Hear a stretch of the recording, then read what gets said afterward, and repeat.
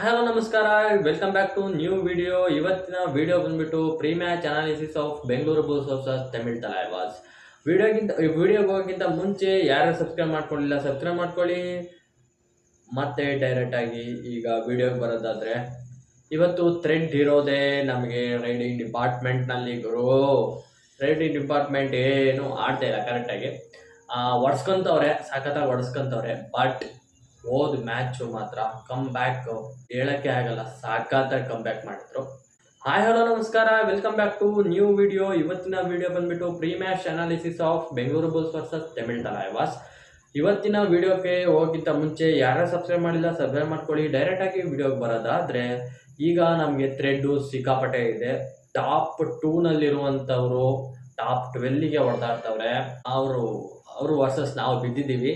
ನಾವು ಸತಿನೂ ಮೇಲಿರ್ತಿದ್ವಿ, ಸೋತೆ ಇರೋ ಹಿಸ್ಟ್ರಿನೇ ಇಲ್ಲ. ಬಟ್ ಈ ಸಲ ಕಷ್ಟ ಇದೆ, ತುಂಬಾ ಕಷ್ಟ ಇದೆ.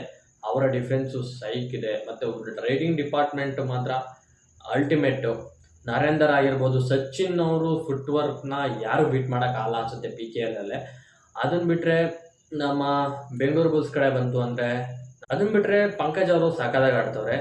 ಅದನ್ನು ಬಿಟ್ಟರೆ ನಮ್ಮ ಜಿಂಕೆ ಅವರು ಕಮ್ಬ್ಯಾಕ್ ಮಾಡಿದ್ರು ಹೋದ ಮ್ಯಾಚಲ್ಲಿ. ಈ ಮ್ಯಾಚ್ ಏನು ಆಡ್ತಾರೆ ಅಂತ ಗೊತ್ತಿಲ್ಲ. ಆಡಿದ್ರೆ ತುಂಬ ಖುಷಿ ಆಗುತ್ತೆ. ನಮ್ಮ ಪ್ರದೀಪ್ ನರ್ವಾಲ್ ಡುಮ್ಕಿ ಕಿಂಗ್ ಆಡಲೇಬೇಕು. ಡಿಫೆನ್ಸು ಒಂದು ಸ್ವಲ್ಪ ಥರ್ಡ್ ಮೇನ್ ಕಷ್ಟ ಇದೆ, ಸ್ವಲ್ಪ ಆಡಲೇಬೇಕು. ಅವರು ಪಾಯಿಂಟ್ಸ್ನ ಏಕಾಏಕಿ ಬಿಟ್ಕೊಡ್ಬಾರ್ದು. ಓದೋಕ್ಕೆ ಪಟ್ ಅಂತ ಬಿಟ್ಕೊಡ್ಬಾರ್ದು, ಅದಾಗಬಾರ್ದು. ಅದಾದರೆ ನಮ್ಮ ಮ್ಯಾಚು ಕೊಲಾಪ್ಸೆ ಅಂದ್ಕೊಳ್ಳಿ. ನಿತಿನ್ ನರ್ವಾಲ್ ಬಗ್ಗೆ ನಾವೇನೂ ಹೇಳೋಂಗಿಲ್ಲ. ಅವ್ರ ಕೆಲಸ ಎಷ್ಟಿದೆ ಅಚ್ಚುಕಟ್ಟಾಗಿ ಮಾಡ್ತವ್ರೆ. ಸೌರಭ್ ನಂದಲ್ ಕ್ಯಾಪ್ಟನ್ ಆಗಿ ಸಖತ್ತಾಗಿ ಟೀಮ್ನ ಲೀಡ್ ಮಾಡ್ತವ್ರೆ.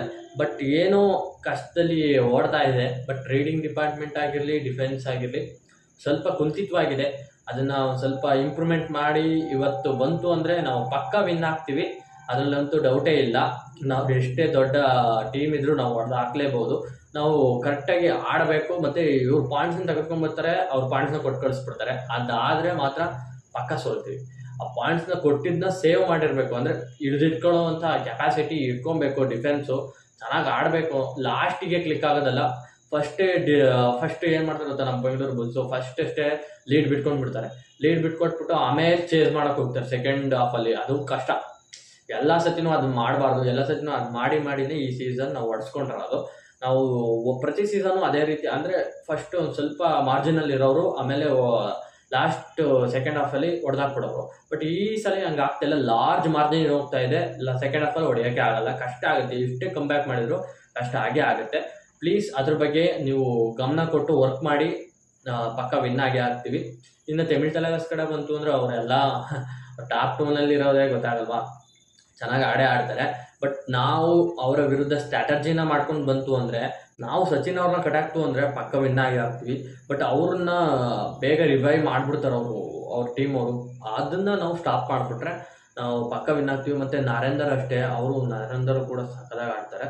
ಡಿಫೆನ್ಸಲ್ಲೂ ಸಖತ್ತಾಗಿ ಆಡ್ತವ್ರೆ. ನೋಡೋಣ ಏನಾಗುತ್ತೆ ಅಂತ.